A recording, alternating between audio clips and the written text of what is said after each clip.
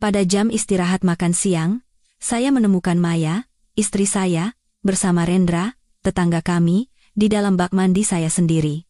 Saya melihat mereka dengan kedua mata kepala saya, di tempat paling pribadi di rumah kami, dan sesuatu di dalam diri saya retak selamanya. Saya tidak berteriak. Saya tidak mengamuk. Saya mengunci mereka berdua di dalam sana, lalu menelepon Dewi, istri Rendra, untuk datang ke rumah. Itu adalah bagian yang terlihat dari cerita ini, bagian yang bisa diceritakan siapapun sebagai gosip murahan. Tetapi apa yang terjadi di dalam batin saya saat semua itu berlangsung jauh lebih dalam. Ada momen-momen tertentu dalam hidup yang mengubah Anda selamanya dalam sekejap mata, sepersekian detik yang terasa seperti gempa bumi hening. Beberapa detik yang menghancurkan semua yang Anda yakini tentang dunia Anda, runtuh di depan mata, dan Anda hanya bisa berdiri di tengah puing-puing, bahkan belum tahu akan menjadi siapa Anda setelah debu mereda. Bagi saya, momen itu datang pada hari Selasa yang biasa. Salah satu hari yang tidak akan pernah Anda tandai di kalender. Hari di mana saya memutuskan untuk pulang ke rumah untuk mengambil beberapa dokumen yang bodohnya saya lupakan di meja makan. Sebelum saya melanjutkan cerita ini, saya ingin tahu dari mana Anda mendengarkan hari ini. Coba tuliskan nama kota atau negara Anda di kolom komentar. Saya selalu takjub mengetahui seberapa jauh kisah-kisah yang mengubah hidup ini berkelana, dan bagaimana orang-orang yang belum pernah bertemu dapat bersatu dalam rasa sakit yang sama, pengkhianatan yang sama, atau pencerahan yang sama. Mungkin Anda sedang di ruang tamu, di bus, di kantor, atau akan tidur. Dimanapun Anda berada, saya ingin Anda tahu bahwa Anda tidak sendirian. Di balik setiap layar, ada seseorang yang juga pernah mengalami hari Selasa yang mengubah segalanya, meskipun dari luar tampak seperti hari biasa. Nama saya Baskara. Saat itu, saya adalah seorang pria berusia 34 tahun yang dengan tulus percaya bahwa saya memiliki kehidupan yang nyaris sempurna, bukan kaya raya, tetapi penuh dengan rasa aman yang palsu. Saya telah menikah dengan Maya selama 8 tahun. Kami memiliki sebuah townhouse yang bagus di sebuah kompleks perumahan yang tenang di pinggiran Jakarta. Kami bukan lagi sekadar pasangan yang membangun masa depan. Kami memiliki 2 anak kecil yang mengisi rumah dengan tas sekolah yang tergeletak sembarangan, gambar-gambar yang ditempel di kulkas, dan suara tawa yang berlarian di lorong. Bagi saya, mereka adalah bukti bahwa semuanya baik-baik saja. Pembenaran yang sempurna untuk menanggung ketidaknyamanan apapun demi menjaga fasad keluarga bahagia. Ini adalah salah satu kompleks perumahan dengan semak-semak yang dipangkas rapi, lampu jalan yang seragam, dan anak-anak yang bermain sepeda di sore hari. Kami memiliki tetangga yang sudah seperti teman dekat, sekelompok orang yang sering kami ajak bakar-bakaran, nonton bola bareng, dan berbagi keluh kesah. Saya bekerja sebagai surveyor klaim untuk sebuah perusahaan asuransi besar, pekerjaan yang mungkin terdengar membosankan, tetapi bagi saya, itu memberikan rasa kegunaan dan kendali. Rutinitas saya dapat diprediksi, nyaman, dan aman. Atau setidaknya, itulah yang saya yakini. Pagi itu, saya meninggalkan rumah dengan tergesa-gesa seperti biasa. Maya masih di ruang kerjanya di rumah, seperti yang telah dilakukannya selama beberapa bulan terakhir sejak mulai bekerja dari rumah sebagai konsultan keuangan. Meja kerjanya didirikan di ruangan yang dulunya kamar tamu, yang kini diubah namanya menjadi studionya. Saya bangga memberitahu orang-orang bahwa istri saya bekerja dari rumah, memiliki fleksibilitas dan mengatur waktunya sendiri. Saya suka membayangkan itu sebagai simbol kehidupan modern. Selamat datang di Kisah dari Hati, tempat saya berbagi cerita kehidupan baru setiap hari, kisah nyata atau terinspirasi dari kisah nyata yang bisa jadi adalah kisah Anda atau seseorang yang Anda kenal. Jika Anda menekan tombol subscribe dan menyukai video ini, itu akan sangat membantu saya untuk terus menceritakan kisah-kisah seperti ini. Dan sekarang, mari kita kembali ke cerita kita, karena saya yakin ini akan membuat Anda terpaku sampai akhir. Sampai nanti malam ya, sayang. Teriak Maya dari studionya saat saya menutup pintu depan. Matanya tidak pernah lepas dari layar monitornya. Saya ingat nada suaranya yang acuh tak acuh, seolah diucapkan secara otomatis. Saat itu, saya tidak memikirkannya. Saya membalas dengan cepat sambil memasukkan kunci ke dalam saku. Pikiran saya sudah tertuju pada kemacetan, laporan yang harus diselesaikan, dan kopi yang mendingin di tumbler saya. Tidak pernah. Bahkan dalam sejuta tahun, saya membayangkan bahwa itu akan menjadi kata-kata normal terakhir yang kami ucapkan. Apa yang akan saya temukan saat kembali ke rumah tidak hanya akan menghancurkan pernikahan saya, tetapi juga akan menghancurkan citra diri saya sebagai seorang suami, teman, dan pria. Hidup saya sampai saat itu seperti mesin yang diminyaki dengan baik. Presisi, teratur, tanpa hambatan. Setiap pagi pukul 06.30, saya akan membuat kopi sementara Maya mandi. Kami sarapan bersama di depan TV, menyimak berita utama tanpa mendalaminya. Seolah-olah hidup dibangun dari rutinitas-rutinitas kecil yang bebas risiko. Saya pergi bekerja, dan dia tinggal di ruang kerja sementaranya di kamar tamu melakukan rapat video, panggilan telepon, dan mengirim email.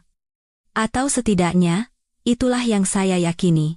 Akhir pekan kami nyaris seperti ritual, belanja bulanan di supermarket, mengunjungi orang tuanya atau orang tua saya, sesekali makan malam dengan teman-teman, dan nonton bola hari Minggu bersama Rendra, tetangga seberang rumah kami yang perlahan-lahan menjadi bagian dari keluarga. Kami tinggal di sebuah townhouse 2 lantai di jalan buntu yang terawat baik, tipe lingkungan di mana anak-anak bisa bermain dengan aman dan tetangga saling menyapa dengan nama.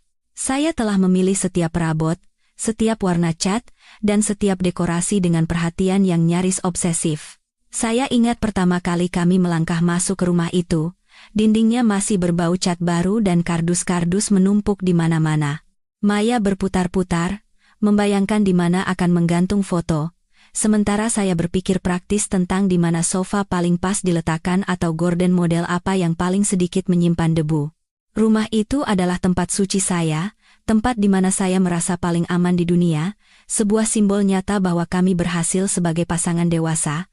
Tetangga menjadi perpanjangan tangan keluarga kami, terutama Rendra, yang tinggal di seberang jalan bersama istrinya, Dewi, dan 2 anak kecil mereka. Kami menjadi teman baik sejak mereka pindah 3 tahun sebelumnya.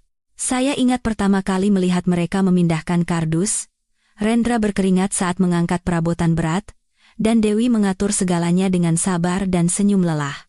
Hari itu, sebagai tetangga yang baik, saya menyeberang jalan membawa 1 teko es limun dan menawarkan bantuan. Tidak pernah terpikir oleh saya bahwa tindakan kecil itu akan membuka pintu menuju rasa sakit paling parah dalam hidup saya. Sejak saat itu, kami nonton bola bersama setiap hari Minggu, mengadakan pesta barbeku di taman belakang, dan saling meminjam perkakas saat salah satu dari kami perlu memperbaiki sesuatu.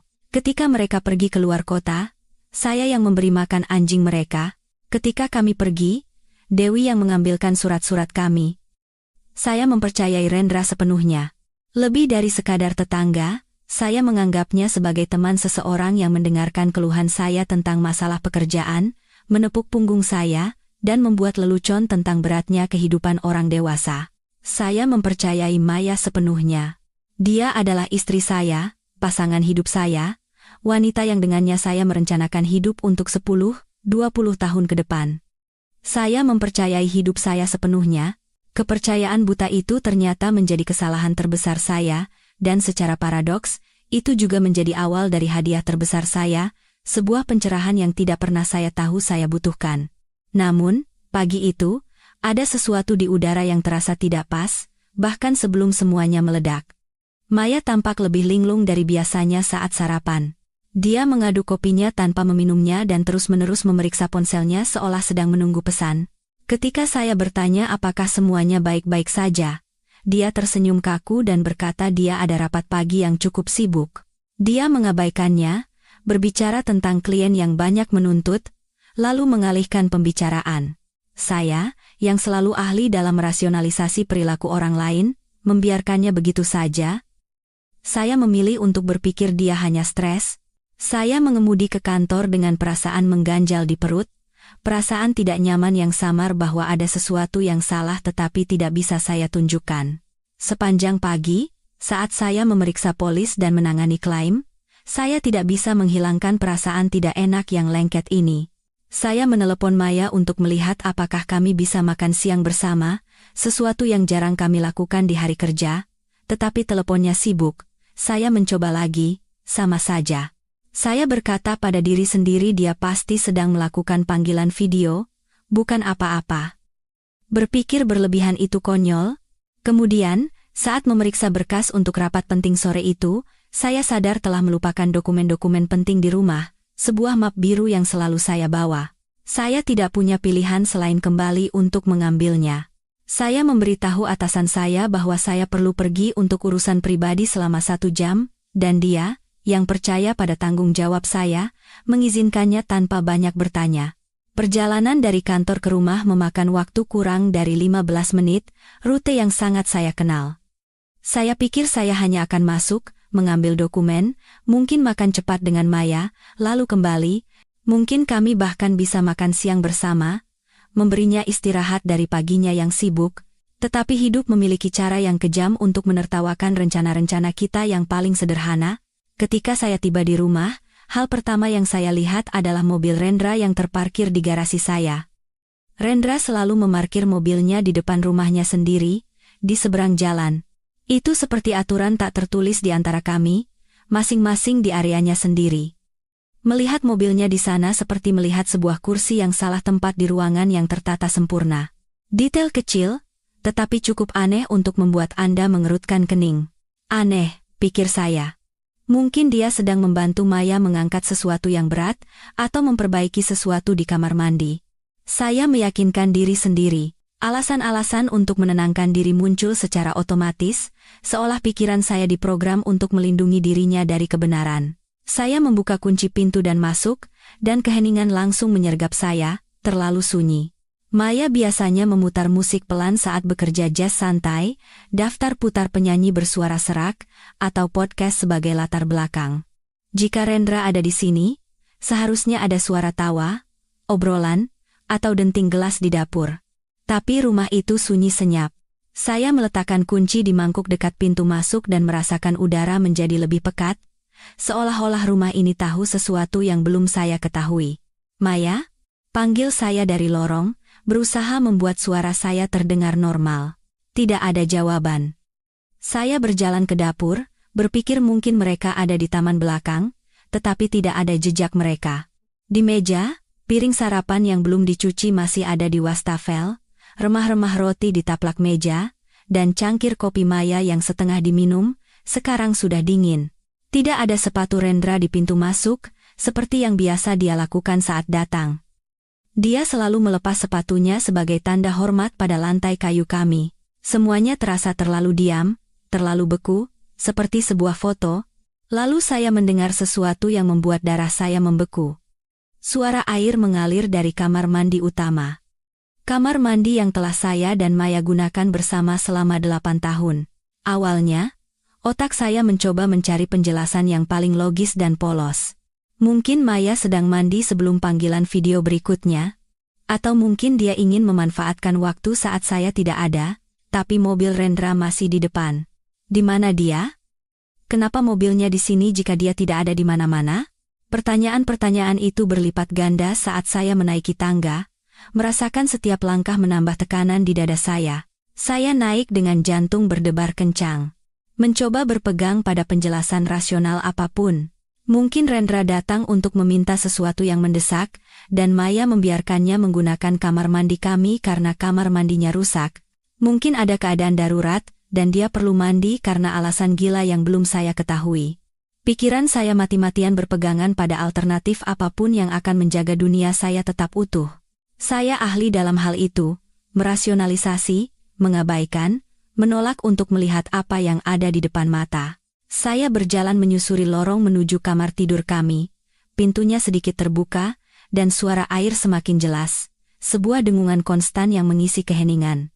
Lalu saya mendengarnya, bisikan teredam, tawa pelan, kalimat-kalimat yang tidak bisa saya pahami tetapi nadanya jelas tak terbantahkan, keintiman. Tangan saya gemetar saat mendekat. Sebagian dari otak saya memohon agar saya berhenti, berbalik, kembali ke kantor dan berpura-pura tidak pernah pulang. Jangan buka pintu itu, bisik suara yang sangat dalam di benak saya, karena jauh di lubuk hati, saya sudah tahu bahwa apa yang akan saya temukan di baliknya akan mengubah segalanya. Tetapi ada bagian lain dari diri saya, yang lebih tenang namun lebih kuat, yang menuntut untuk mengetahui kebenaran, betapapun menyakitkannya. Bagian itu yang menang. Saya meletakkan tangan saya di gagang pintu, mengambil napas dalam-dalam, dan mendorongnya dengan lembut. Seolah-olah semuanya terjadi dalam gerakan lambat, seolah-olah seseorang telah mengecilkan volume dunia. Derit pelan engsel pintu terdengar seperti petir di telinga saya. Apa yang saya lihat di baliknya bukan hanya pengkhianatan. Itu adalah kematian pria yang pernah saya kenal hingga detik itu. Tidak ada cara untuk mempersiapkan diri menghadapi momen ketika realitas Anda benar-benar meleleh. Di sanalah mereka. Maya dan Rendra. Di bak mandi saya. Di rumah saya. Di tempat suci saya. Air mengalir di atas bahu mereka, menciptakan tirai tipis antara mereka dan dunia luar. Tubuh mereka saling bertautan, tidak menyadari apapun selain kesenangan mereka sendiri. Dia memegang pinggangnya dengan keakraban yang tidak dipelajari dalam sekali waktu. Dia mengusap tengkuknya dengan satu tangan, seperti yang biasa dia lakukan pada saya, sementara tangan lainnya bersandar di tepi bak. Tangan Rendra menjelajahi tubuh istri saya dengan keyakinan yang hanya bisa berarti satu hal. Ini bukan yang pertama kali. Mereka berciuman dengan gairah yang sudah bertahun-tahun tidak saya lihat dari Maya. Detail itu, lebih dari apapun, adalah yang mematahkan sesuatu di dalam diri saya. Saya langsung mengerti bahwa mereka tidak hanya berselingkuh. Mereka telah memindahkan kehidupan rahasia mereka, di mana saya tidak diikut-sertakan, ke dalam kamar mandi saya, rumah saya. Selama beberapa detik saya membeku, otak saya menolak untuk memproses apa yang dilihat mata saya. Rasanya seperti menonton film orang lain, sesuatu yang tidak nyata, sesuatu yang tidak mungkin menjadi bagian dari kehidupan saya yang teratur. Kemudian, Rendra membuka matanya. Butuh beberapa detik baginya untuk memfokuskan pandangannya dan menyadari bahwa saya sedang berdiri di ambang pintu. Ekspresinya berubah dari gairah menjadi kengerian mutlak. Tangannya membeku di tubuh Maya, seolah-olah waktu telah berhenti. Dia berbalik mengikuti tatapannya, dan ketika dia melihat saya, warna memudar dari wajahnya. Baskara, bisiknya, seolah-olah mengucapkan nama saya bisa menghapus apa yang baru saja terungkap. Saat itulah sesuatu di dalam diri saya retak. Tapi itu bukan yang saya harapkan, saya tidak merasakan hati yang hancur berkeping-keping. Tidak ada keinginan untuk melempar barang, atau dorongan untuk menyakiti siapapun. Yang retak adalah belenggu tak terlihat dari pria penurut dan mudah percaya yang selama ini saya jalani, rasanya seperti seseorang merobek penutup mata saya dengan kasar. Saya tidak berteriak. Saya tidak menangis. Saya tidak mengamuk seperti yang pasti mereka harapkan. Ketenangan yang sangat tidak wajar menguasai saya. Seolah-olah saya telah keluar dari tubuh saya sendiri dan mengamati kejadian itu dari atas, seolah-olah saya seorang detektif, bukan suami yang dikhianati. Saya menatap mereka selama beberapa detik, merekam setiap detail dalam ingatan saya. Handuk yang menumpuk di lantai, pakaian mereka yang ditumpuk sembarangan, uap yang mengembun di cermin tempat saya, dan Maya pernah bercermin bersama ribuan kali. Tetap di situ, kata saya, dengan suara yang bahkan saya sendiri tidak kenali, dingin, terkendali, dan berat. Rendra mencoba berdiri di bak mandi, terhuyung-huyung dengan canggung. Baskara, tunggu. Aku bisa jelaskan. Jangan bergerak, ulang saya, dan ada sesuatu dalam nada suara saya yang membuatnya membeku. Saya tidak berteriak, tetapi suara saya dipenuhi otoritas yang belum pernah saya gunakan sebelumnya. Saya membanting pintu kamar mandi, merasakan getarannya di telapak tangan saya, lalu memutar kunci dari luar. Bunyi klik kunci itu bergema dalam keheningan rumah seperti suara tembakan. Baskara, apa yang kamu lakukan? Suara Maya terdengar putus asa dari balik pintu, bercampur dengan suara air yang masih mengalir. Tetap di dalam sana dan pikirkan apa yang telah kalian lakukan, jawab saya, terkejut dengan dinginnya kata-kata saya sendiri. Sementara itu, saya akan menelepon seseorang. Saya berjalan ke meja samping tempat tidur, mengambil ponsel saya dengan jari-jari yang tidak lagi gemetar seperti beberapa menit yang lalu, dan mencari nomor di kontak saya. Nomor yang pernah saya hubungi ratusan kali untuk hal-hal sepele. Mengundang mereka makan malam, meminta gula, membahas hasil pertandingan bola, atau menawarkan untuk menjaga anak-anak mereka. Itu nomor Dewi, istri Rendra. Saya belum pernah meneleponnya untuk hal seperti ini. Layar menyala dengan namanya, sebuah pemandangan normal yang menyakitkan. Saya menekan tombol panggil. Dewi menjawab pada dering kedua, seolah-olah takdir tidak ingin memberi saya waktu untuk berubah pikiran. Halo, Baskara. Apa kabar? Suaranya hangat, akrab, tidak menyadari bencana yang akan dihadapinya. Halo, Dewi, jawab saya dengan ketenangan yang sama mengerikannya. Aku butuh kamu datang ke rumahku sekarang. Ada sesuatu yang harus kamu lihat. Ini penting. Ada jeda singkat. Apa semuanya baik-baik saja? Tanyanya cemas. Tidak, jawab saya dengan terus terang yang brutal. Tapi kamu akan mengerti saat kamu tiba. Masuk saja, pintunya tidak dikunci. Sambil menunggu Dewi tiba, saya duduk di tepi tempat tidur kami, tempat tidur yang sama tempat saya dan Maya berbagi begitu banyak malam, beberapa bahagia, beberapa dipenuhi keheningan canggung yang sekarang memiliki makna yang sama sekali baru. Saya membiarkan kebenaran menghantam saya, sepotong demi sepotong. Tanda-tandanya sudah ada di sana, seperti retakan-retakan kecil di dinding yang saya pilih untuk abaikan. Maya yang semakin sering bekerja dari rumah, pergi ke gymnya yang semakin lama, caranya menyembunyikan ponsel setiap kali saya mendekat. Tawa-tawa pribadi dengan Rendra di antara teman-teman, pesan-pesan yang tidak pernah boleh saya lihat karena urusan pekerjaan. Dari kamar mandi, terdengar bisikan putus asa dan suara gedoran pelan di pintu. Baskara, tolong. Ini gila, kata Maya. Keluarkan kami dan kita bicara seperti orang dewasa. Orang dewasa. Kata itu membuat saya tertawa getir. Orang dewasa yang berhubungan seks dengan tetangga mereka di rumah suami mereka, orang dewasa yang membangun jaringan kebohongan yang rumit selama berbulan-bulan. Ponsel saya bergetar. Pesan dari Dewi. Sudah berangkat dari kantor, 15 menit lagi sampai. Apa ada yang serius? Tulisnya. Saya membalas, ya. Tapi aku tidak bisa menjelaskannya lewat pesan. Masuk saja. Dalam penantian itu, saya melakukan sesuatu yang belum pernah saya lakukan sebelumnya. Saya memeriksa ponsel Maya. Dia meninggalkannya di meja samping tempat tidur saat pergi mandi. Saya tidak pernah meminta kata sandinya karena tidak perlu. Kami tidak punya kata sandi setelah 8 tahun menikah. Kami percaya pada transparansi total. Sungguh ironis. Saya menggeser layar dan membuka aplikasi pesannya. Sebagian dari diri saya masih berharap hanya akan menemukan percakapan tentang pekerjaan, lelucon dengan teman, hal-hal sepele. Tapi kebenaran menunjukkan wajahnya dengan cepat. Apa yang saya temukan mengkonfirmasi bahwa pengkhianatan ini jauh lebih dalam dari yang saya bayangkan. Pesan antara Maya dan Rendra berlangsung selama lebih dari 6 bulan. Mungkin lebih, 6 bulan. Selamat pagi, tampan dan aku sangat merindukanmu. 6 bulan foto-foto, lelucon pribadi, kata-kata bernada ganda, 6 bulan rencana licik untuk bertemu saat saya pergi, alibi yang saling mendukung, detail yang hanya bisa dibagikan oleh 2 orang yang sangat intim. 6 bulan menertawakan kenaifan saya, betapa mudahnya saya dibodohi. Baskara itu terlalu polos, tulis Maya di salah satu pesan. Kurasa kita bisa melakukannya di ruang tamu dan dia tidak akan sadar. Itulah yang aku suka darimu, balas Rendra. Spontan, menyenangkan. Dia terlalu mudah ditebak. Saya merasakan sakit yang tajam di perut, rasa sakit fisik seperti ditinju. Tapi pesan yang benar-benar menghancurkan saya dari dalam adalah pesan dari 2 hari sebelumnya. Apa menurutmu kita harus memberitahu mereka? Tanya Maya. Kadang aku merasa bersalah pada Dewi. Dia baik sekali.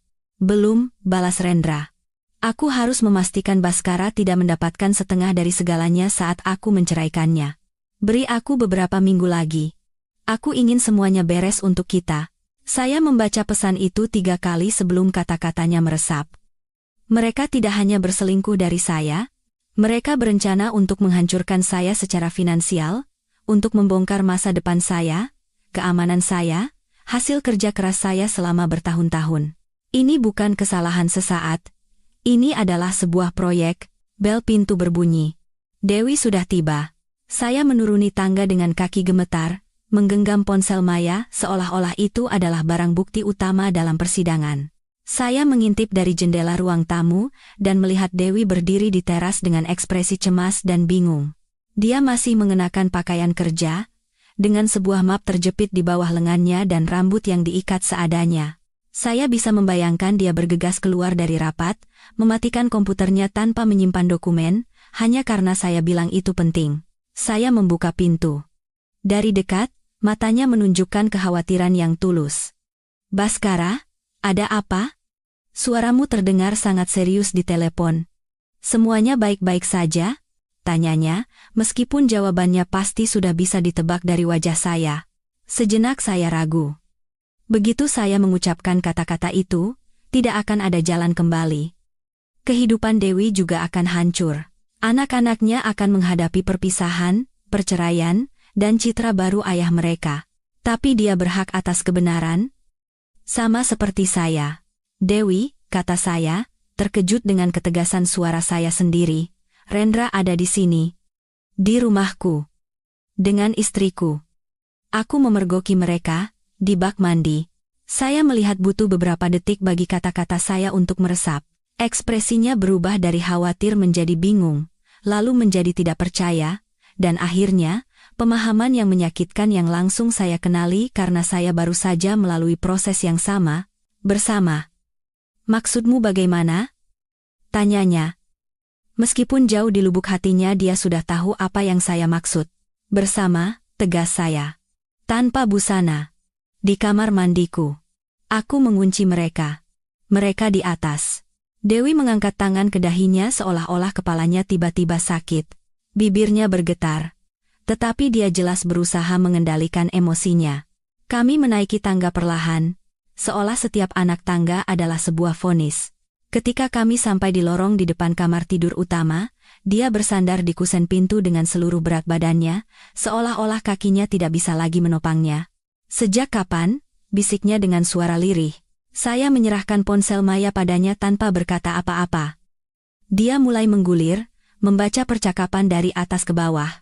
Setidaknya sudah 6 bulan, kata saya. Mungkin lebih. Saat Dewi membaca, saya melihat dunianya runtuh secara real time. Dia memiliki tatapan kosong yang sama seperti yang mungkin saya miliki 20 menit sebelumnya. Campuran yang menghancurkan dari rasa tidak percaya, kemarahan, dan jijik. Perasaan menyadari bahwa kehidupan yang Anda yakini kokoh sebenarnya hanyalah tipuan. Ya Tuhan, bisiknya, mengangkat tangan yang gemetar untuk menutupi mulutnya. Anak-anak, Baskara, bagaimana aku akan menjelaskan ini pada anak-anak? Ini adalah pertama kalinya, saya melihat orang lain melewati ujung pisau rasa sakit yang sama setelah saya membuka pintu kamar mandi itu. Anehnya, itu membuat saya merasa tidak terlalu sendirian dalam mimpi buruk saya. Kami turun ke ruang tamu karena kami berdua perlu jarak fisik dari pasangan kami. Kami duduk di sofa krem saya. Dikelilingi oleh foto-foto dalam bingkai yang sekarang seolah mengejek kami.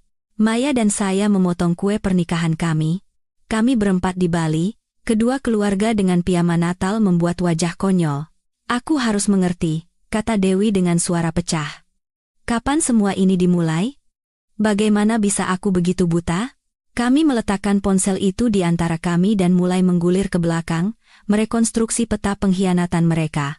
Pertukaran romantis pertama terjadi pada malam pesta makan malam di rumah saya. Saya ingat betul. Kami tertawa, bermain kartu, dan menghabiskan beberapa botol anggur. Saya pikir itu adalah malam yang menyenangkan di antara teman-teman. Menurut pesan-pesan itu, kisah sebenarnya dimulai setelah saya dan Dewi tidur. Maya mengantar Rendra ke pintu, dan di sanalah mereka melewati batas. Sebuah ciuman di teras depan, sementara anak-anak mereka tidur di lantai atas dan istrinya mempercayainya. Pesan-pesan itu merinci pertemuan di motel di pinggir jalan tol selama jam kerja saya, pertemuan cepat di mobil Rendra yang diparkir di tempat gelap, dan bahkan kencan di rumah saya sendiri pada hari-hari ketika saya ada rapat seharian. Setiap pesan adalah tusukan pisau baru, tetapi juga potongan teka-teki. Lihat ini, kata Dewi, menunjuk ke sebuah tanggal. Sabtu lalu, aku membawa anak-anak ke kebun binatang, karena Rendra bilang, dia harus kerja lembur di rumah sakit.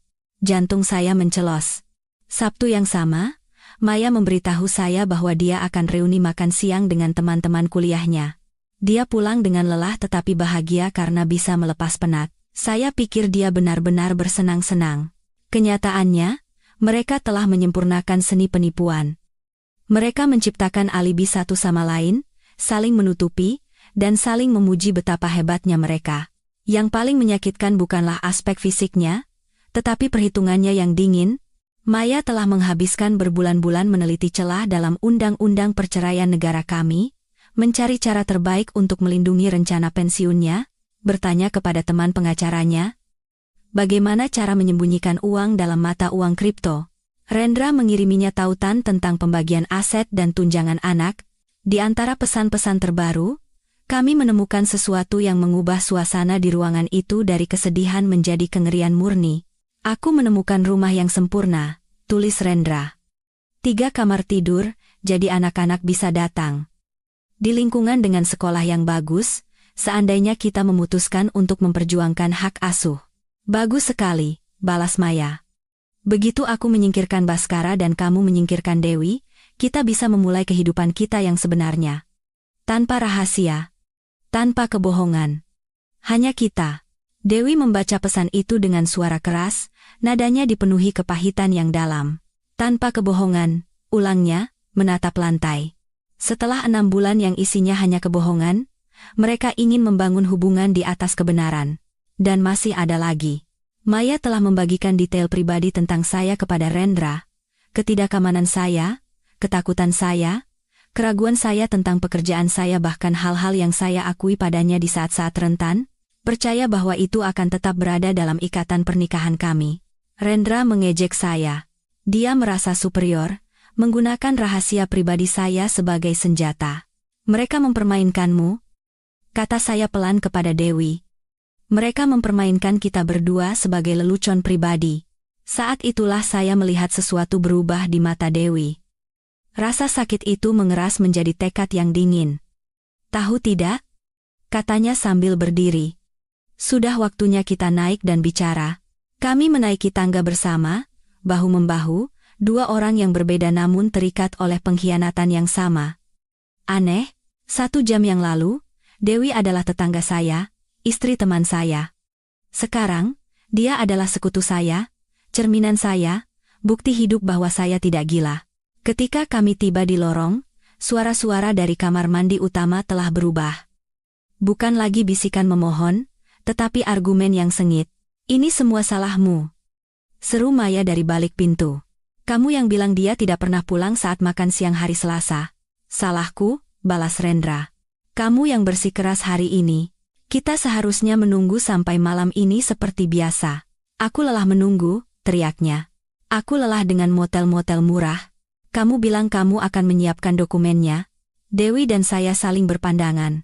Bahkan saat tertangkap basah, mereka masih saling menyalahkan alih-alih mengambil tanggung jawab, seolah-olah kamilah yang bersalah karena berada di tempat yang salah pada waktu yang salah. Bhaskara, aku tahu kamu di luar sana, teriak Maya. Kita bisa menyelesaikan ini secara beradab. Keluarkan kami dan mari kita bicara seperti orang dewasa. Dewi melangkah ke pintu, bayangannya jatuh di atas kayu. Rendra, katanya, dengan suara paling dalam dan paling berat yang pernah saya dengar darinya. Ini Dewi, kurasa kamu dan suamiku punya banyak hal untuk dijelaskan. Keheningan yang mengikuti nyaris bisa diraba. Dewi? Suara Rendra terdengar kecil dan takut. Sayang, biarkan aku jelaskan. Aku menunggu, balasnya dengan ketenangan yang mematikan. Ini tidak seperti kelihatannya, gumamnya. Dewi tertawa kering. Rendra, kamu telanjang di bak mandi tetangga kita bersama istrinya. Jelaskan padaku bagian mana yang tidak seperti kelihatannya.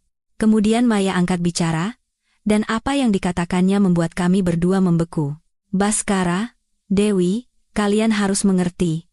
Ini lebih rumit dari yang terlihat, mulainya, seolah sedang memberikan kuliah. Aku dan Rendra jatuh cinta. Itu tidak direncanakan. Itu terjadi begitu saja. Jatuh cinta. Kata-kata itu seperti bensin di atas api. Mereka jatuh cinta sambil menatap wajah kami setiap hari dan berbohong tanpa berkedip. Sambil makan di meja kami, bermain dengan anak-anak kami, dan berpose untuk foto-foto kami. Kami tahu ini rumit, lanjut Maya dengan nada yang nyaris seperti korban, tapi kami tidak bisa mengendalikan perasaan kami. Kami ingin memberitahu kalian, hanya menunggu waktu yang tepat. Saya memukul pintu dengan kepalan tangan, Suaranya menggema di seluruh rumah. Waktu yang tepat, raung saya. Maksudmu setelah menandatangani kontrak rumah yang kalian lihat itu?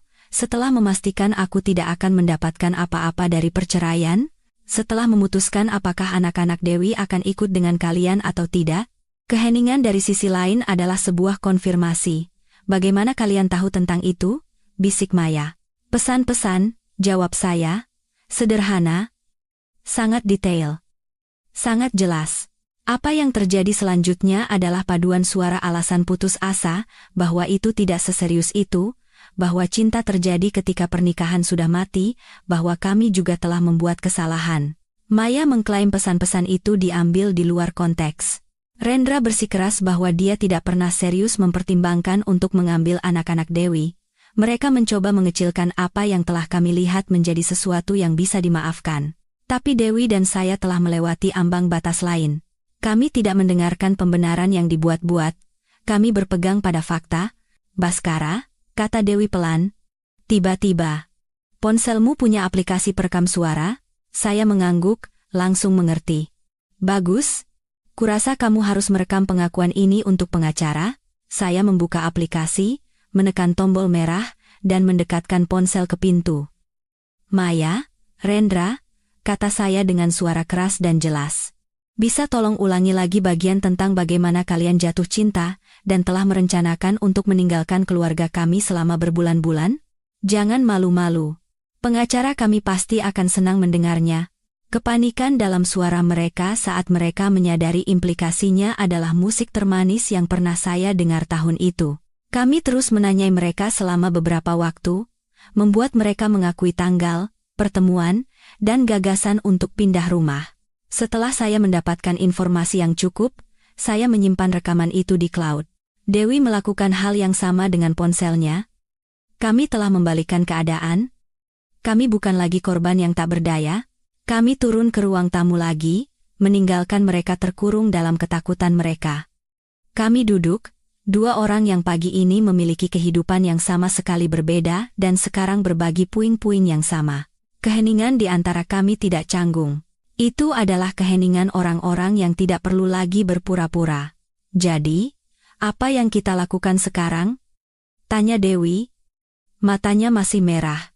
Untuk pertama kalinya sejak saya memutar kunci pintu itu, saya tersenyum. Bukan senyum bahagia, tapi senyum penerimaan yang baru.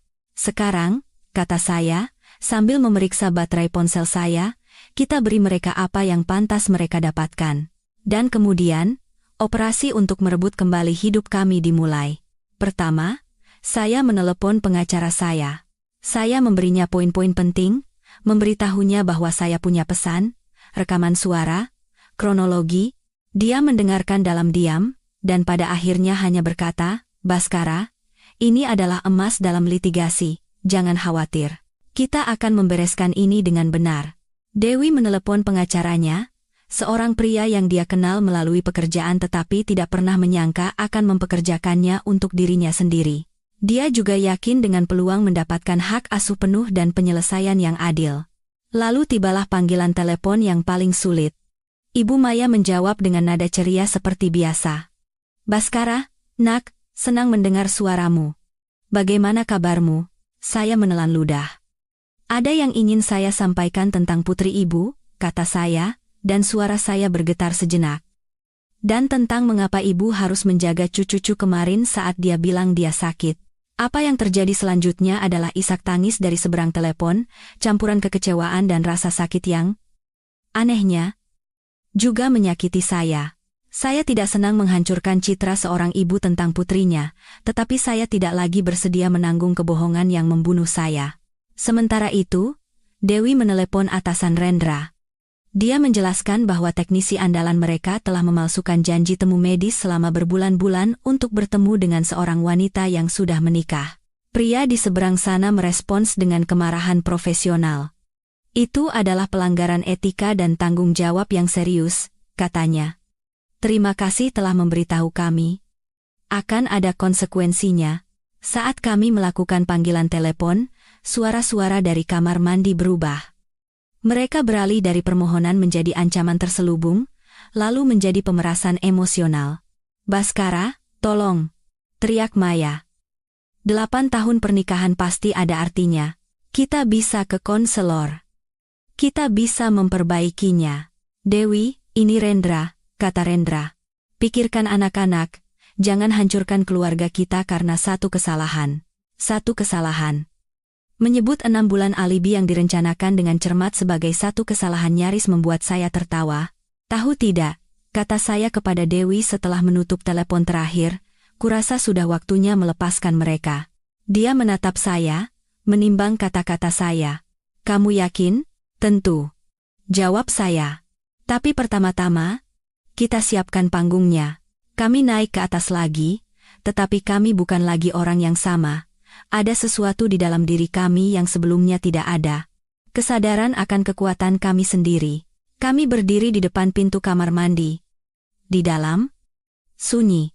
Saya bisa membayangkan Maya dan Rendra duduk di tepi bak mandi, terbungkus handuk, mencoba menyusun cerita yang akan membuat mereka tampak seperti korban. Sebelum memutar kunci, saya menatap Dewi. Aku ingin kamu tahu sesuatu, kataku padanya.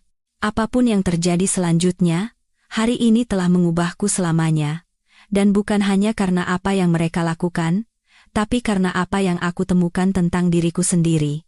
Dia mengangguk, air mata menggenang di matanya, tetapi punggungnya tetap tegak. Aku juga, bisiknya.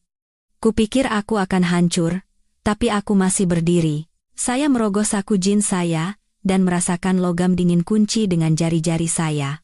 Kunci yang sama yang baru saja saya putar untuk mengurung mereka dalam tindakan perlindungan diri yang nyaris naluriah. Tapi sekarang, saat saya memegangnya, artinya berbeda, bukan lagi sekadar kunci.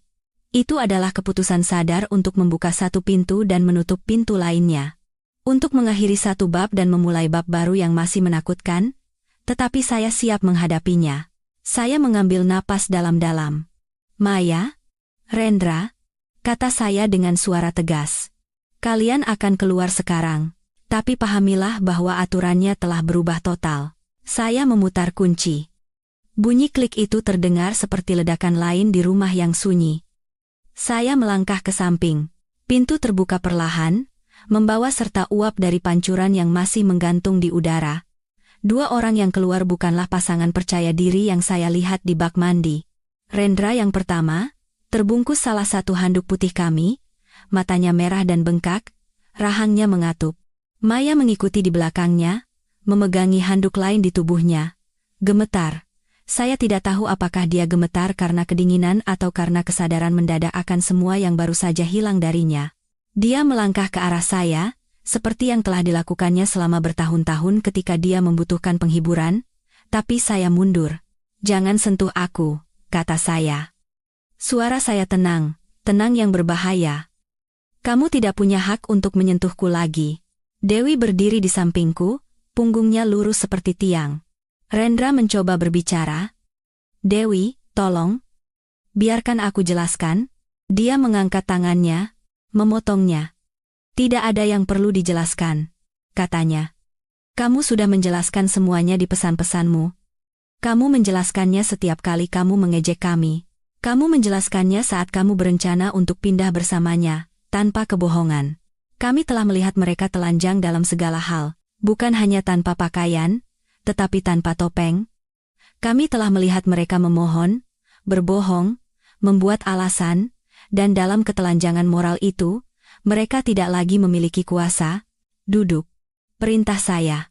Menunjuk ke tepi tempat tidur king size tempat saya dan Maya berbagi hampir 1 dekade. Duduk. Karena sekarang kalian akan mendengarkan apa yang akan terjadi. Mereka duduk berdampingan seperti 2 murid yang menunggu dimarahi. Untuk pertama kalinya dalam 8 tahun, Maya tidak berdebat, tidak mengendalikan percakapan.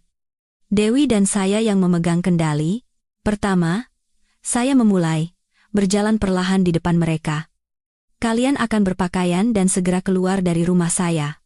Maya, kamu bisa kembali besok untuk mengambil beberapa barang penting, tetapi hanya jika didampingi polisi atau saksi netral. Hari ini, saya mengganti kunci. Rumah ini bukan lagi taman bermainmu. Saya melihat ekspresinya berubah. Selama bertahun-tahun, dia yang membuat keputusan besar. dinamika itu telah mati. Kedua, lanjut saya. Pengacara kami telah diberitahu segalanya. Kami punya pesan, rekaman suara, tanggal, tangkapan layar. Semuanya disimpan di cloud dan dicadangkan. Maya, rencanamu untuk meninggalkanku tanpa apa-apa telah menjadi mimpi buruk hukum terburukmu. Baskara, kita bisa menyelesaikan ini secara beradab, gumamnya, tanpa pengacara. Beradab? Saya menyela. Beradab itu menghabiskan 6 bulan menertawakanku sambil merencanakan cara menghancurkan masa depan finansialku? Beradab itu menggunakan rumahku sebagai motel? Tidak, sekarang kita akan melakukan segalanya dengan benar. Bukan menurut versimu. Dewi yang melanjutkan, beralih ke Rendra. Ibumu sudah tahu mengapa kamu sering membutuhkan bantuan untuk anak-anak belakangan ini. Atasanmu sudah tahu mengapa kamu harus sering pergi mendadak dari kantor. Dan anak-anak kita, pada waktu yang tepat, akan tahu bahwa ibu mereka melakukan semua yang dia bisa untuk mempertahankan keluarga ini sementara ayah mereka memutuskan untuk membakar semuanya. Kamu tidak bisa menggunakan anak-anak untuk melawanku. Balasnya putus asa. Aku tidak perlu, jawab Dewi. Tindakanmu sudah mengatakan segalanya. Lalu saya mendekati Maya, cukup dekat untuk melihat ketakutan di matanya. Tahu apa yang paling menyakitiku dalam semua ini? Tanyaku dengan suara sangat pelan. Dia menelan ludah. Bukan karena kamu selingkuh. Bukan karena kamu mencoba merampokku. Bahkan bukan karena kamu menggunakan kamar mandi kami sebagai latar petualanganmu. Saya berhenti sejenak, membiarkan kata-kata saya meresap. Yang paling menyakitiku adalah kamu selalu meremehkanku. Selama 8 tahun, kamu memperlakukanku seolah aku lemah, seolah aku bodoh, seolah aku tidak akan pernah tahu. Seluruh rencanamu bergantung pada aku tetap menjadi suami yang tidak peduli yang kamu ciptakan. Tapi aku bukan dia. Aku tidak pernah menjadi dia. Aku hanya tertidur. Saya menoleh ke Rendra. Dan kamu? Kamu duduk di sofaku? Makan makananku? Bermain dengan anak-anakku? Memanggilku teman? Sambil merencanakan ini, kamu menertawakan kenaifanku di pesan-pesanmu. Dan sekarang lihat dirimu. Setengah telanjang, tanpa rumah yang pasti, tanpa pekerjaan yang aman, tanpa rencana yang sempurna. Pergeseran itu telah selesai. Saya bukan lagi pria yang sama dari pagi itu. Saya adalah seseorang yang telah menemukan suaranya. Sekarang, kata saya dengan ketegasan yang belum pernah ada yang mendengar dari saya sebelumnya, berpakaian, keluar dari rumahku, dan jangan pernah kembali. Apapun yang terjadi selanjutnya akan didiskusikan dengan pengacara, kisah kalian dimulai dengan kebohongan dan berakhir dengan konsekuensi. Kisah kami Dewi dan saya dimulai hari ini, bahkan jika di tengah puing-puing, Dewi menoleh ke Rendra. Kamu punya 1 jam untuk mengemasi tas, mengambil barang-barang pentingmu, dan keluar dari rumah kita. Putusnya. Sisanya akan kubicarakan dengan pengacaraku.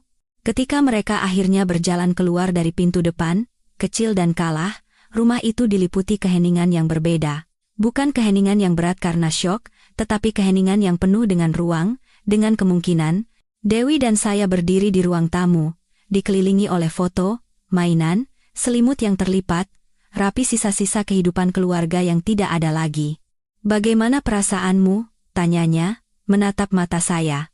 Saya mengambil beberapa detik sebelum menjawab. Saya mendengarkan napas saya sendiri, detak jam, gumaman jauh TV dari rumah lain. Aku merasa seperti terlahir kembali, kata saya dengan kejujuran yang mengejutkan diri saya sendiri. Seolah-olah aku telah berjalan dalam tidur selama bertahun-tahun, dan akhirnya terbangun.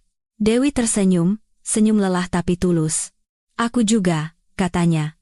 Seharusnya aku berteriak, menangis, melempar barang, tapi aku merasa lebih kuat dari yang pernah kurasakan selama bertahun-tahun. Dia benar.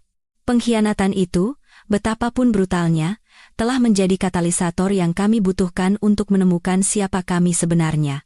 Kami bukan figuran dalam hidup mereka, bukan orang bodoh dalam lelucon pribadi mereka. Kami adalah orang-orang yang mampu membuat keputusan, menetapkan batasan, membangun kembali.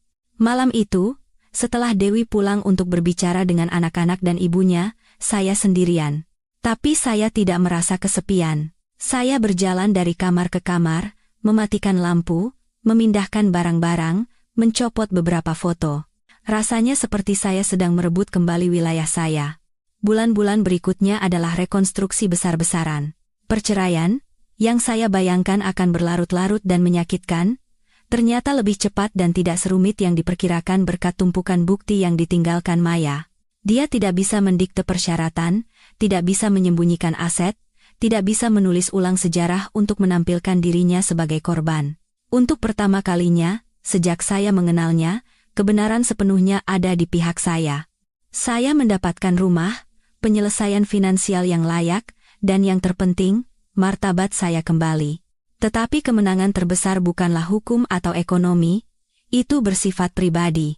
Setiap hari tanpa Maya adalah hari di mana saya menemukan kembali siapa saya tanpa kritikannya yang konstan, tanpa komentar-komentar terselubung yang menyamar sebagai lelucon tentang pakaian saya, pekerjaan saya, cara saya menjadi diri sendiri. Saya menyadari bahwa saya telah menghabiskan bertahun-tahun menyusutkan diri agar sesuai dengan citra pria yang ada di kepalanya.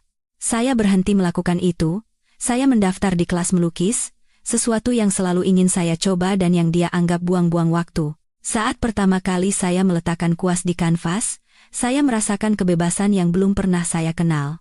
Saya melakukan perjalanan solo, menyusuri pesisir Bali tanpa jadwal yang ketat, berhenti dimanapun saya suka.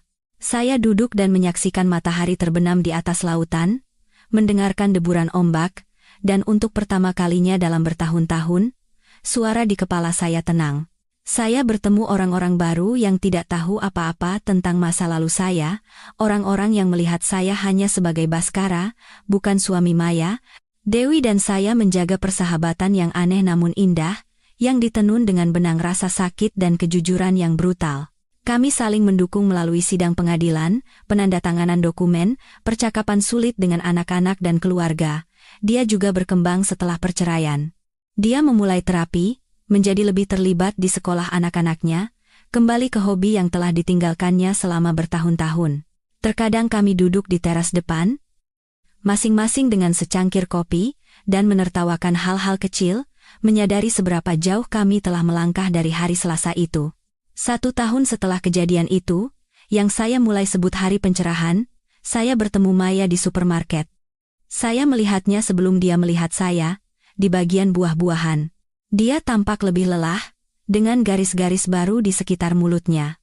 Saya tahu dari kabar angin bahwa hubungannya dengan Rendra tidak bertahan dari rasa bersalah, rasa malu, dan dampak finansial dari keputusan mereka. Ketika troli kami berpapasan, dia mendongak. "Baskara," katanya canggung. Aku hanya ingin mengatakan aku minta maaf. Untuk semuanya, saya menatapnya sejenak. Saya mencari di dalam diri saya sendiri, mencari percikan cinta, benci, atau dendam. Saya tidak menemukan apa-apa, hanya ketidakpedulian, kekosongan yang damai. "Aku tahu," jawab saya. "Tapi aku tidak butuh permintaan maafmu, Maya. Pengkhianatanmu memberiku hadiah terbesar yang pernah bisa kamu berikan. Itu menunjukkan padaku siapa aku sebenarnya. Hari ini, saat saya menceritakan kisah ini kepada Anda, sudah 2 tahun sejak hari Selasa yang mengubah arah hidup saya. Rumah saya telah direnovasi total. Saya mengecat ulang dinding, mengganti perabotan, menggantung lukisan saya sendiri. Tetapi perubahan yang paling signifikan tidak terlihat. Itu ada di atmosfer. Ini bukan lagi tempat kejadian perkara emosional, tetapi tempat di mana saya belajar untuk menghargai diri sendiri, di mana saya belajar tidur nyenyak, di mana saya, sekali lagi mengundang orang-orang yang saya percayai untuk makan malam tanpa takut, bahwa saat saya tidak melihat, mereka sedang menghancurkan hidup saya. Pengkhianatan itu tidak mendefinisikan saya. Apa yang mendefinisikan saya adalah respons saya terhadapnya. Saya belajar bahwa terkadang momen yang paling menghancurkan adalah yang paling membebaskan. Terkadang, segalanya harus runtuh agar Anda bisa melihat siapa Anda tanpa topeng, tanpa peran yang diberikan orang lain kepada Anda. Pernikahan saya berakhir, kepercayaan saya hancur, dan untuk sesaat, saya merasa hidup saya terbalik. Tetapi ketika saya membersihkan puing-puing, saya menemukan sesuatu yang belum pernah saya miliki sebelumnya.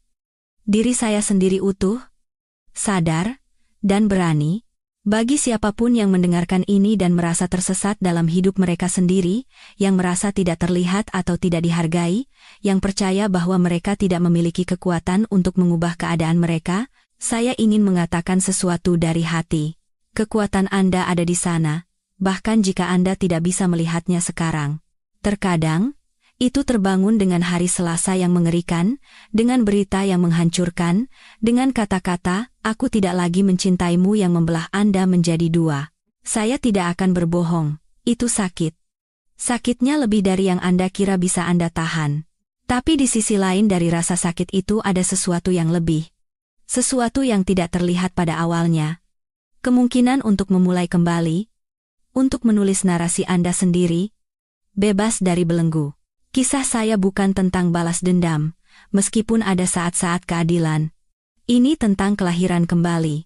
Ini tentang bagaimana ketika Anda berpikir Anda telah kehilangan segalanya, Anda mungkin sebenarnya berada di ambang mendapatkan segalanya. Pengkhianatan memberi saya kebebasan, dan kebebasan saya memberi saya kehidupan yang otentik. Jika cerita ini menyentuh hati Anda, jika membuat Anda melihat hidup Anda dengan cara yang berbeda, atau mengingatkan Anda bahwa Anda pantas dihormati, maka tujuannya telah tercapai. Merupakan suatu kehormatan memiliki Anda di sini dan berbagi perjalanan ini dengan Anda. Jika Anda menyukai cerita saya, tolong dukung saya dengan menyukai video ini dan berlangganan saluran ini. Mari kita lihat seberapa besar komunitas orang-orang yang berani menghadapi diri mereka sendiri dan membangun kembali diri mereka sendiri ini bisa tumbuh. Beritahu saya di komentar dari kota mana Anda mendengarkan dan jam berapa di sana. Saya selalu senang melihat dari mana saja orang-orang hebat yang mengikuti saya terhubung. Dan jika Anda ingin mendukung saya lebih jauh, Anda dapat memeriksa tautan di deskripsi saluran. Saya membagikan cerita kehidupan baru setiap hari, yang dibuat khusus untuk Anda. Sekarang, di layar Anda, 2 cerita paling populer saya muncul sehingga Anda dapat terus mendengarkan tanpa henti.